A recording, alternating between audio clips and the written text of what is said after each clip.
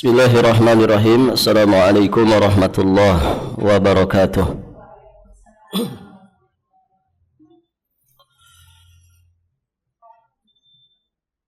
Alhamdulillah alladzi arsala rasulahu bil huda wa dinil haqq liyudhhirahu 'ala ad-dini kullihi wa kafa billahi shahida. Asyhadu an la ilaha illallah wahdahu rabbi la syarikalah wa asyhadu anna muhammadan abduhu wa rasuluh amma ba'd. Allahumma inna nas'aluka ilman nafi'an wa rizqan tayyiban wa amalan mutaqabbala. Allahumma 'allimna ma yanfa'una wanfa'na bima 'allamtana wa zidna ilman. Para ummahat wa akhwat fillah, jamaah ibu-ibu yang semoga senantiasa dirahmati dan diberkahi Allah Subhanahu wa taala. Alhamdulillah, pada hari ini kita sudah berada di tanggal 18 dari bulan Safar 1447 Hijriah. Insyaallah taala pada kesempatan ini kita akan melanjutkan pembahasan kitab Tauhid alladzi huwa haqqullah 'alal 'abid karya Syekhul Islam Al-Imam Al-Mujaddid Muhammad At-Tamimi An-Najdi Al-Hambali alaihi rahmatullah, dengan syarah Al-Jadid karya Syekh Muhammad bin Abdul Aziz As-Sulaiman Al-Qara'awi rahimahullahu ta'ala rahmatan wasi'ah. Ibu-ibu yang dirahmati Allah, kita masih di pembahasan bab ke-10. Dalil pertama sudah dibahas. Sudah ya? Nah, sekarang dalil kedua di dalam bab ini. Betul?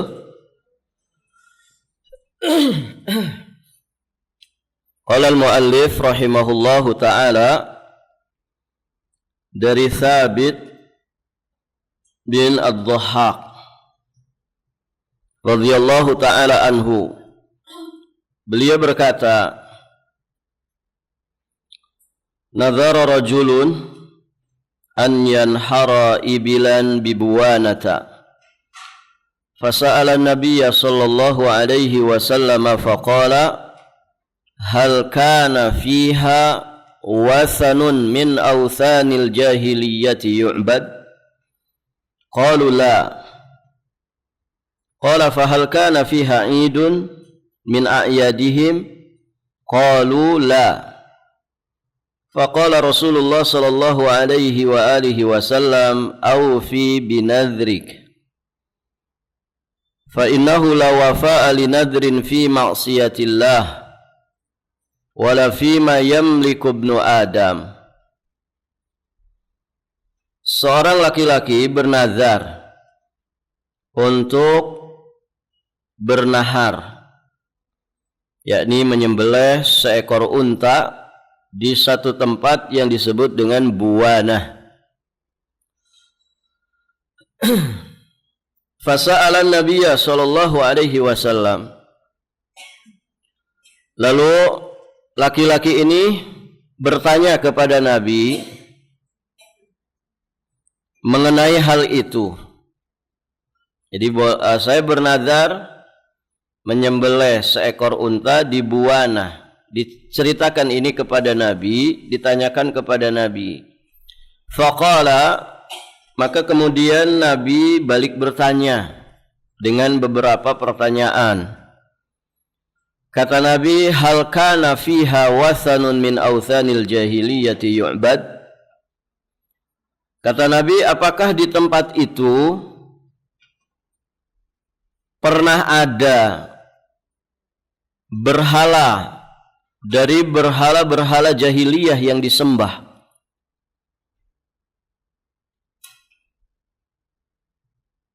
Qalu la. Kemudian dijawab, tidak pernah ada. Nabi bertanya yang kedua kalinya, fahal kana fiha idun min a'yadihim? Apakah di tempat itu, di sana itu pernah dilaksanakan satu perayaan dari perayaan-perayaan orang-orang jahiliyah? Maka dijawab lagi, tidak. Barulah kemudian Nabi memberikan jawabannya. Faqala Rasulullah sallallahu alaihi wasallam, aufi binadrik, penuhilah nazarmu, fa innahu la wafa'a li nadrin fi ma'siyatillah, karena sesungguhnya tidak boleh menunaikan nazar dalam bermaksiat kepada Allah. Wala fi ma yamliku ibnu Adam, dan tidak boleh pula pada apa yang tidak dimiliki oleh seseorang. Hadis ini diriwayatkan oleh Imam Abi Daud rahimahullahu ta'ala di dalam kitab Al-Aiman wan Nuzur. Baik, ibu-ibu yang dirahmati Allah. Kemudian Syekh Al-Qara'awi rahimahullahu ta'ala, beliau menjelaskan beberapa kosakata yang ada di dalam hadis ini. Ibu-ibu semuanya ada bukunya? Ada yang belum punya? Ya, yang belum punya beli ya.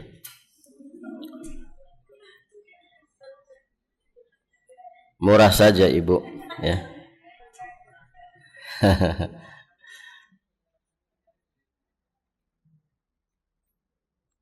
Ada yang belum punya bu? Ada. Terus gimana belajarnya yang belum punya? Nebeng. Baik.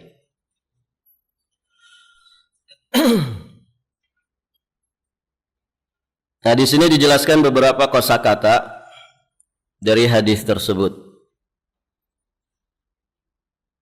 Ada kalimat nazara. An-nazar. Nazar itu sudah jadi bahasa kita ya. Bernazar. Nazar itu seorang mukallaf. Berarti yang mukallaf tidak dianggap. Yang tidak mukallaf.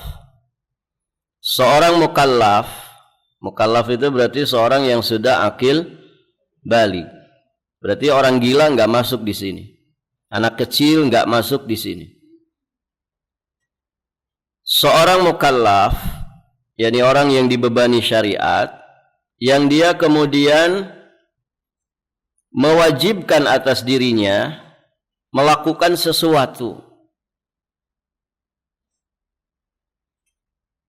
Memastikan diri di sini maksudnya mewajibkan, melazimkan, mengharuskan atau mewajibkan dirinya melakukan sesuatu sebagai bentuk taqarrub kepada Allah, sebagai bentuk pendekatan diri kepada Allah Subhanahu wa ta'ala. Nah, itu nazar. Jadi seseorang mengilzamkan kepada dirinya, mengharuskan, mewajibkan, memastikan pada dirinya, wajib bagi saya melakukan sesuatu.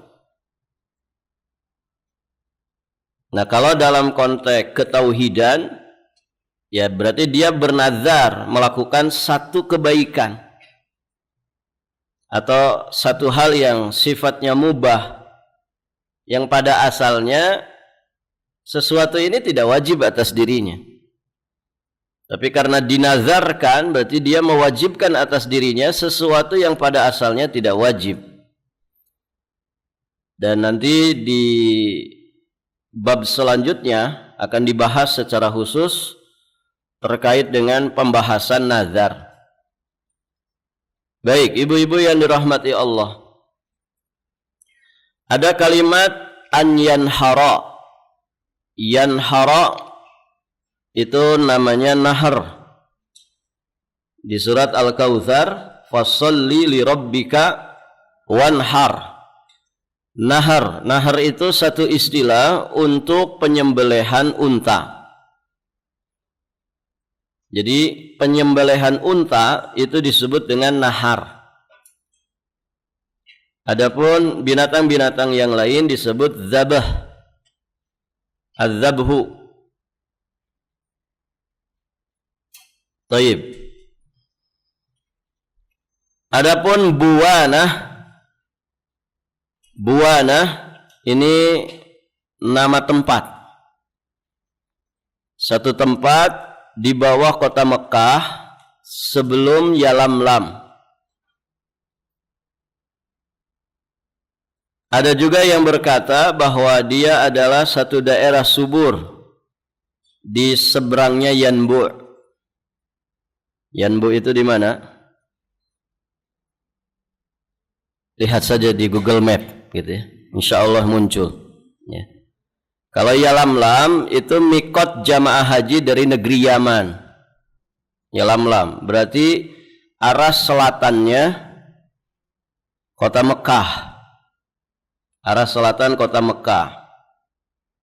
Jaraknya jelas lebih dekat ke kota Mekah daripada ke negeri Yamannya. Nah, sebagian mengatakan Buwanah itu ya di bawah kota Mekah sebelum Yalamlam.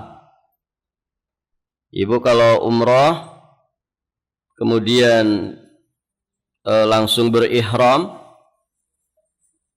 pesawatnya lewat jalur daerah Yaman, nah nanti berarti mikotnya di Yalamlam. Beberapa saat sebelum landing itu biasanya sudah dikasih tahu, ini kita sudah berada di atas Yalamlam.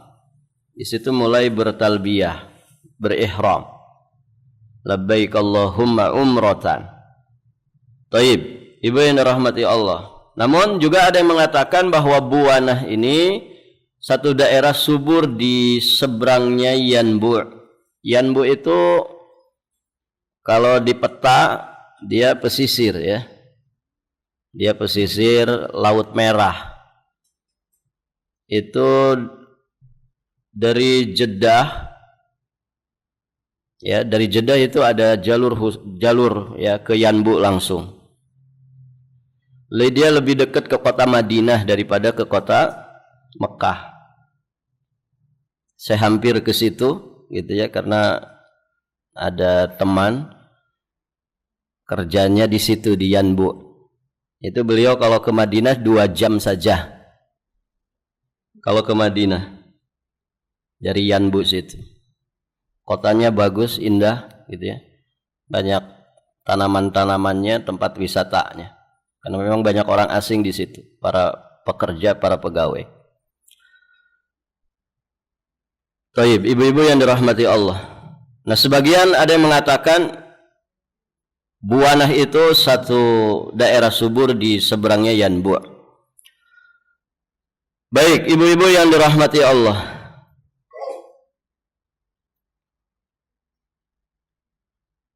Ada kalimat wasan. Wasan itu berhala. Yakni apa yang disembah selain Allah. Ada wasan, ada sonam. Sebagian mengatakan itu mutaradif, sama. Wasan ya berhala, sonam juga berhala. Sebagian mengatakan wasan itu semua yang disembah selain Allah disebut wasan secara umum. Adapun sonam itu berhala yang dipahat, baik dari kayu ataupun dari batu. Tapi intinya sama, wasan ya itu adalah berhala yang disembah selain Allah. Kemudian ada kalimat id. Id ini sudah jadi bahasa kita juga. Ada Idul Fitri, ada Idul Adha. Id itu ya hari raya atau perayaan. Yang dimaksud di sini adalah acara berkumpul yang merupakan adat istiadat masyarakat jahiliyah. Acara berkumpul, bisa makan-makan di situ, ngadain ritual tertentu, nah itu namanya Id.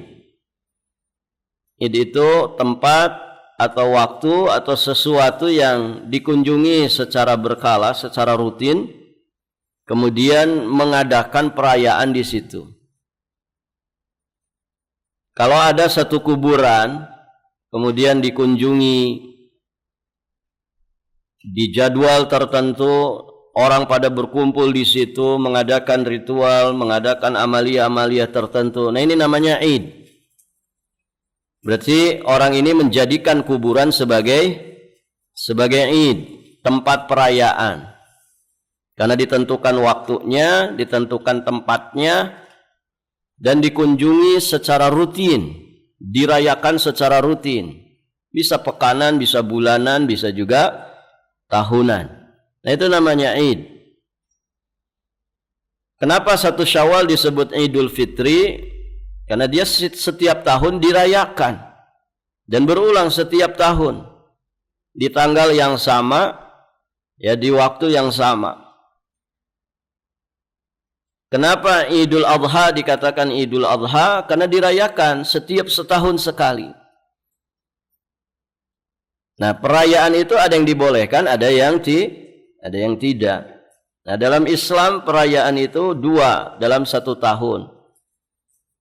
Ada Idul Fitri, ada Idul Adha.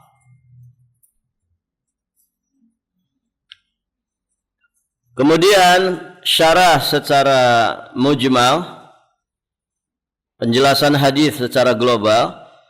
Di dalam hadis ini Thabit bin Ad-Dhahhak mengabarkan kepada kita bahwa ada seorang laki-laki bernazar untuk menyembelih seekor unta di satu tempat yang bernama Buwanah. Maka Nabi meminta penjelasan tentang tempat tersebut.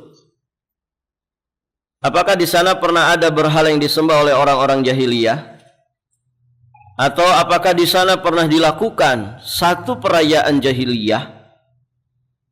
Setelah Nabi diberitahu bahwa hal-hal semacam itu tidak pernah dilakukan di sana, barulah Nabi memerintahkan orang tersebut memenuhi nazarnya. Berarti kalau jawabannya iya, ya, di sana dulu pernah ada berhala yang disembah. Atau jawabannya, ya, di sana dulu pernah dijadikan tempat perayaan orang-orang jahiliyah, mereka merayakan sesuatu dengan ritual tertentu. Maka jawaban Nabi kira-kira apa? Tidak boleh. Jangan kau penuhi nazarmu itu. Karena nazarmu itu berarti nazar maksiat. Melakukan sesuatu yang di tempat itu dulu orang-orang jahiliyah melakukan sesuatu itu. Nah, karena jawabannya la, tidak pernah ada, maka Nabi memerintahkan orang tersebut memenuhi nazarnya. Kemudian Nabi pun memberikan pencerahan. Beliau mengiringi hal itu dengan penjelasan suatu hukum yang umum untuk umatnya beliau sampai nanti datangnya kiamat. Apa pelajaran yang Nabi sampaikan? La wafa'a li nadrin fi maksiatillah. Tidak boleh menunaikan, memenuhi nazar dalam rangka bermaksiat kepada Allah. Wala fi ma la yamlik, dan tidak boleh pula pada apa-apa yang tidak dimiliki oleh orang tersebut. Saya bernazar akan infak 1 miliar. Uang hutang 1 juta saja belum dibayar, gitu ya. Dari mana 1 miliar? Begitu ya. Bagaimana orang bernazar dengan sesuatu yang tidak dia miliki? Ini namanya membebani diri sendiri di luar batas kemampuannya. Nazar maksiat juga tidak boleh. Kalau tender ini berhasil saya dapatkan, saya akan traktir semua karyawan saya. Saya bernazar akan mentraktir semua karyawan saya ke diskotik. Ya. Silahkan mau nyanyi-nyanyi, mau narkoba, mau mabok-mabokan. Ya. mau main wanita, bebas. Ada Bu yang bernazar gitu? Oh banyak. Entertain bahasa mereka itu. Ya, sebetulnya maksiat berjamaah gitu. Bahasanya entertain. Apa artinya itu Bu? Ya hiburan-hiburan begitu. Ya. Nah nazar kayak gitu, nazar apa namanya? Maksiat. Ngajak orang lagi maksiat. Memfasilitasi orang maksiat. Maka nazar seperti itu tidak boleh ditunaikan. Tidak boleh dipenuhi. Nanti akan ada rincian penjelasannya. Baik, ibu-ibu yang dirahmati Allah, la wafa'a li nadrin fi maksiatillah. Ya tidak boleh memenuhi nazar di dalam bermaksiat kepada Allah, tidak boleh pula pada apa-apa yang tidak dimiliki oleh si penazar tadi.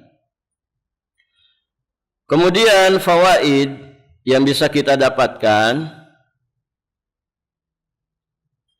dari hadis yang mulia ini, pertama, wajibnya memenuhi nazar jika bukan dalam rangka bermaksiat kepada Allah atau bukan sesuatu yang mustahil.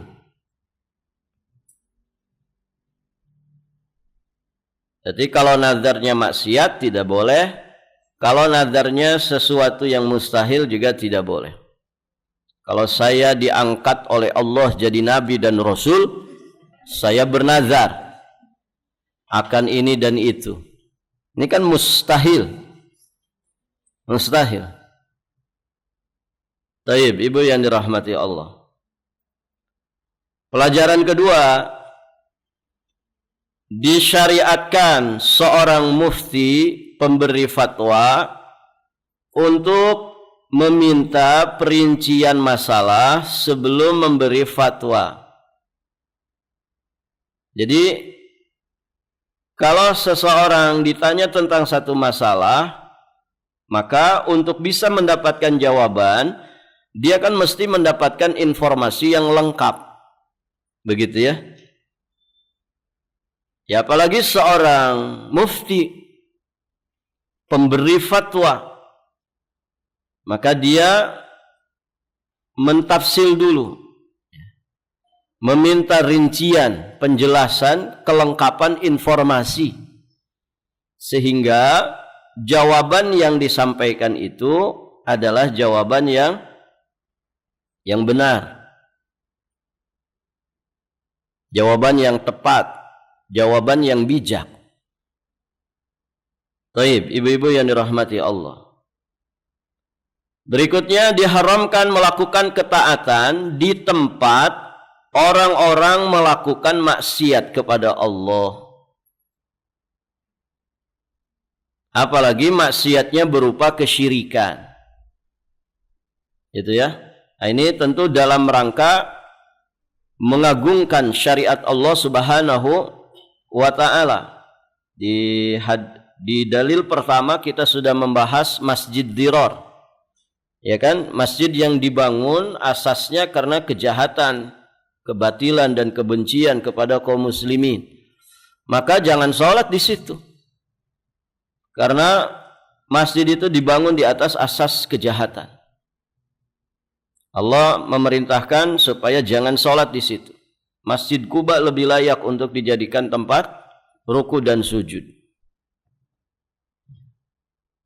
Nah pun demikian di sini, kalau ada satu tempat, di situ biasa dulunya dipakai untuk menyembelih, yang sembelihannya dipersembahkan kepada berhala, kepada selain Allah, kepada syaitan. Maka kita jangan nyembelih di situ, walaupun nyembelihnya karena Allah. Ini dalam rangka mengagungkan Allah, mengagungkan syariatnya. Dan ahli tauhid ya mesti perhatian terhadap masalah ini.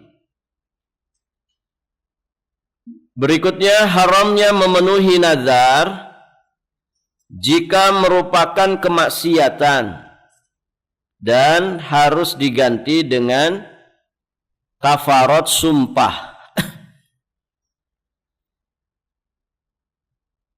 Kalau nazarnya nazar maksiat, maka ibu yang dirahmati Allah itu harus dibatalkan. Tapi dia membayar kafarat. Kafarat sumpah. Kafarat sumpah apa saja ibu?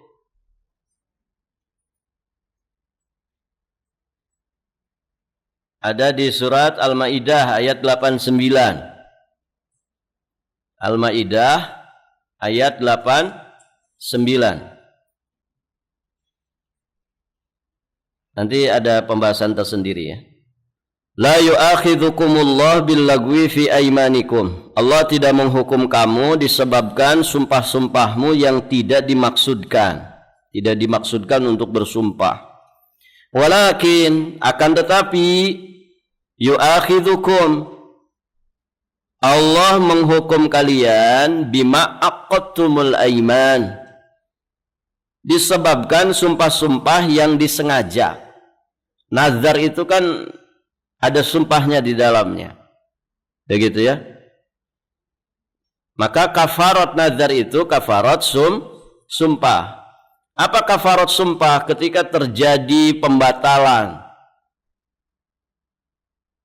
Kafaratnya adalah it'amu asyarati masakin. Yakni memberi makan 10 orang miskin. Yaitu dari makanan yang biasa kamu berikan kepada keluargamu.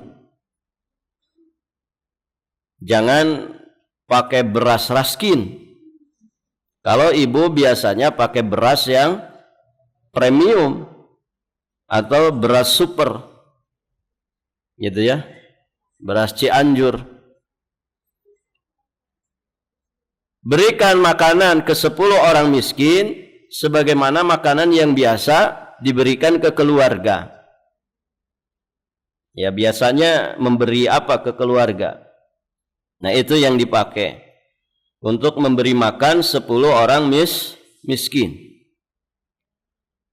Au kiswatuhum,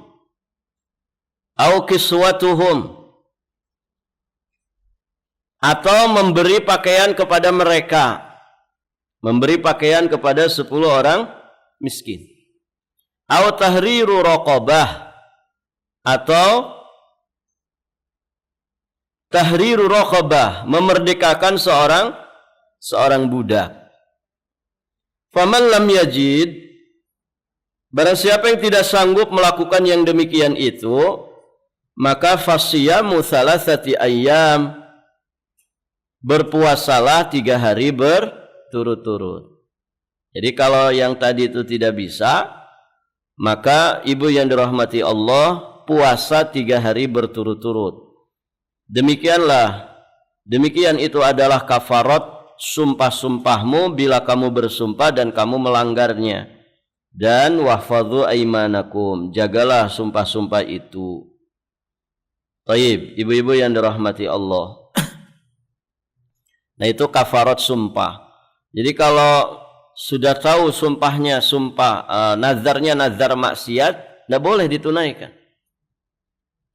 Wa man nadzara an ya'siyallah fala ya'si. Siapa yang bernazar untuk bermaksiat kepada Allah, maka dia tidak boleh bermaksiat kepada Allah. Maksudnya batalkan nazarnya, kemudian diganti pakai kafarat. Kafarat apa? Kafarat sumpah.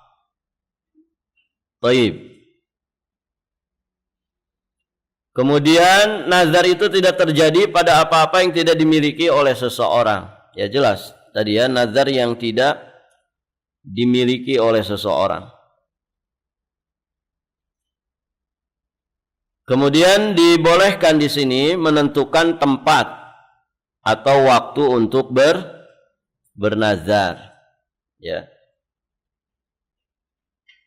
Umrah asal hukumnya apa, Bu? Sunnah ya.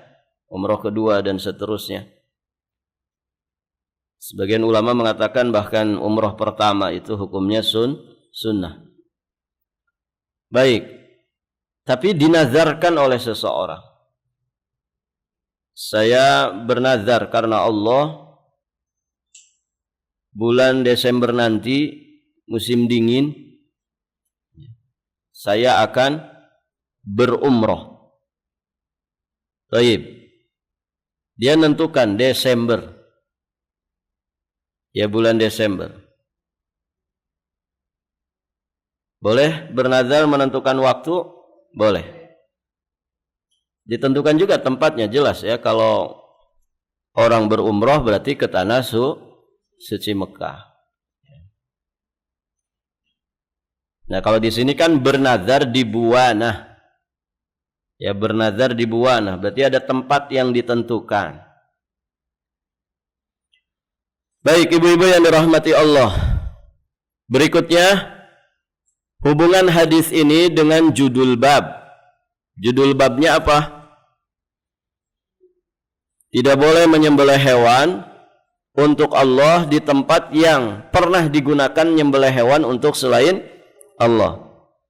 Nah, kaitan hadis ini dengan judul bab dari sisi bahwa hadis ini menunjukkan tidak bolehnya melakukan ketaatan di tempat yang digunakan untuk bermaksiat kepada Allah.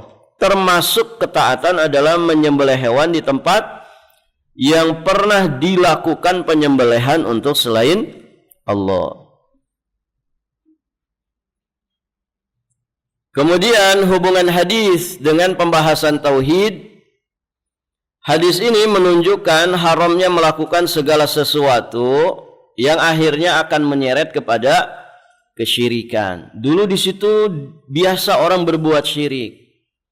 Maka kita jangan melakukan amalan yang sama walaupun kita melakukannya karena Allah, karena khawatir nanti terseret.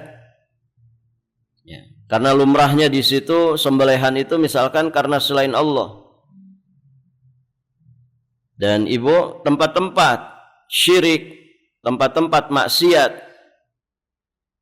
banyak setannya enggak? Banyak. Wong di masjid saja ada setan. Di majelis taklim kayak gini, ibu ada setan enggak? Ya. Itu yang suka ngegoda ibu, gitu kan? Yang narik-narik kelopak mata ibu itu, ya. Itu syaitan, ya. Lagi taklim malah bikin coret-coret di buku, gitu kan? Ngelamun aja. Orang nulis faidah, dia malah dapat benang kusut, ya, 2 halaman, gitu kan? Yang menggambarkan kusutnya hati, gitu. Ah, itu kerjaan siapa, Bu?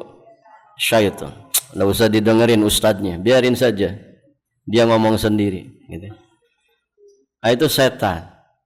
Ya, apalagi di tempat-tempat yang biasa dipakai maksiat. Jangan, ya. Ibu piknik ke tempat berhala, boleh nggak, Ibu? Jangan. Itu banyak setan di situ, Ibu. Ya. Dan kita khawatir terseret. Kan begitu. Kalau banyak setannya berarti banyak godaannya enggak? Ya banyak. Wong tadi di masjid saja ada setannya, di tempat-tempat yang mulia, di tempat-tempat yang baik saja setan itu berkeliaran. Bagaimana lagi memang aslinya tempat itu adalah tempat pemujaan kepada selain Allah. Kalau tempat berhala nggak usah dikunjungi. Ustadz kan cuma wisata, iya nanti keseret. Di situ banyak setannya. Ayo ngodok-ngodok patung, kalau kepegang katanya dikabulkan semua permohonannya. Ibu-ibu pakai jilbab ikut-ikutan, ya, nggak usah. Ya. Daripada ke tempat berhala, mending ke Ka'bah, kan begitu. Nah, itu ibu yang dirahmati Allah.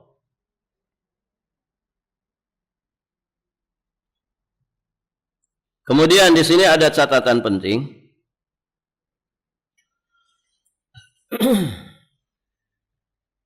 contoh-contoh nazar yang wajib dipenuhi adalah seperti mengatakan, aku wajib bernazar karena Allah. Maksudnya aku bernazar karena Allah, jika Allah menyembuhkan penyakitku, aku bernazar karena Allah akan menyembelih seekor kambing untuk fuqara dan masakin. Masya Allah. Ustaz, saya bernazar kalau saya sembuh, saya mau ngasih kambing guling buat santri. Ternyata beneran sembuh ibu. Wajib nggak ditunaikan? Wajib. Ditagih nanti. Gitu. Mana kambing gulingnya? Gitu. Baik. Jangan pura-pura lupa karena sudah dinazarkan. Sudah dinazarkan. Kalau sudah dinazarkan dan nazar itu ketaatan, maka wajib ditunaikan. Taib. Itu salah satu contohnya. Dan contoh tadi itu namanya nazar muqayyad. Nazar yang terikat dengan sesuatu. Apa ikatannya di situ? Ikatannya di situ apa di contoh yang tadi? Kesembuhan. Jika Allah menyembuhkan penyakitku, berarti kan muqayyad, dia terikat dengan kesembuhan. Selama dia masih sakit, berarti tidak wajib menunaikan. Karena terikat dengan kesembuhan. Ternyata berlanjut sampai meninggal, Ustadz, gimana? Wajib tidak? Ya tidak. Berarti kan dia tidak sembuh. Sudah keburu pindah alam. Tapi kalau beneran sembuh, berarti ikatannya sudah terpenuhi. Jika Allah menyembuhkan saya bernazar karena Allah untuk menyembelih kambing dibagikan ke santri. Beneran sembuh. Beneran sembuh, maka saat dia sembuh wajib menunaikan nazarnya tersebut. Itu ibu ya. Kemudian catatan kedua di sini, yang tidak dimiliki oleh seseorang. Maksudnya kalimat di dalam hadis tadi, wala fi ma yamliku ibnu Adam. Yang tidak dimiliki seseorang, ini ada rinciannya. Jika dia berkata, aku wajib bernazar karena Allah untuk menyembelih seekor unta miliknya si fulan. Iya, itu punya orang, gitu ya. Ibu punya teman misalkan, dia punya ternak kambing, gitu ya. Ada 10 ekor kambingnya.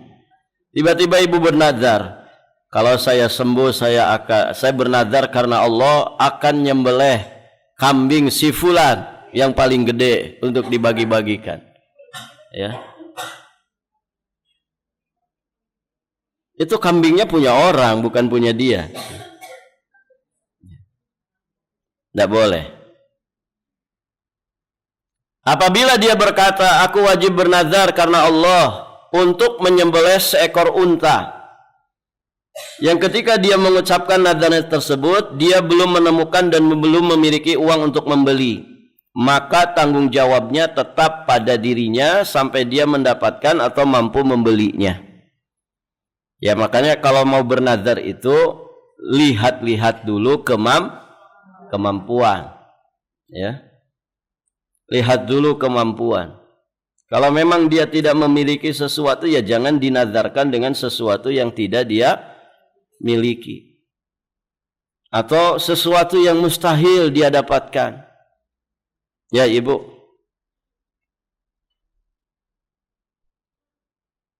terlalu berat ya membebani dirinya. Taib. Tapi kalau sudah terucap, dia wajib untuk mencarinya dan memenuhinya. Barakallahu fikum.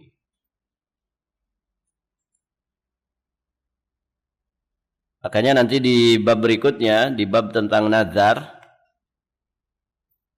itu akan kita bahas nanti ya. Ya, bagaimana orang itu bernazar, ternyata ada yang mengawali nazar itu makruh hukum. Nah, diantaranya adalah nazar yang muqayyad tadi. Nazar yang muqayyad itu nazar yang diikatkan dengan sesuatu. Seperti kesembuhan. Nah, ini ketika kadung diucapkan itu makruh hukumnya. Tapi kalau sudah diucapkan dan nazarnya nazar kebaikan, ketaatan, maka wajib dipenuhi. Mengapa demikian? Karena terkesan dari orang itu kebakhilan. Oh, dia baru mau melakukan kebaikan kalau Allah ngasih sesuatu dulu kepada dirinya. Baru dia mau. Nah, kesannya begitu. Makanya kan ada riwayat hadis ya, bahwa nazar itu tidak datang kecuali dari orang yang bakhil. Nah, itu maksudnya nazar muqayyad tadi. Kenapa harus nunggu sembuh dulu? Kenapa harus menunggu dapat tender dulu? Jika memang mau berinfak kepada fuqara dan masakin. Makanya tidak usah dinazarkan. Kalau nazar mutlak silahkan. Nazar mutlak itu nazar yang tidak diikatkan dengan sesuatu apapun. Dia langsung berkata, ya inni nazartu lillah. Sesungguhnya aku bernazar karena Allah akan memberikan infak sekian dan sekian. Ya, dia tidak mengaitkan dengan sesuatu apapun, tidak dengan kesembuhan, tidak dengan keberhasilan, tapi bernazar secara mutlak. Nah, kalaupun mau bernazar, bernazarlah secara mutlak seperti itu. Taib. Baik, ibu-ibu yang dirahmati Allah, nanti di bab ke-11 insyaallah kita akan membahas tentang masalah nazar ini. Adapun untuk kajian kita saat ini kita cukupkan sampai di sini saja. Insyaallah taala nanti kita lanjutkan di kesempatan berikutnya. Subhanakallahumma bihamdik asyhadu an la ilaha illa anta astaghfiruka wa atubu ilaik. Hadanallahu wa iyyakum ajma'in. Wallahul muwaffiq ila aqwamit thariq. Al-'afwu minkum. Wassalamualaikum warahmatullahi wabarakatuh.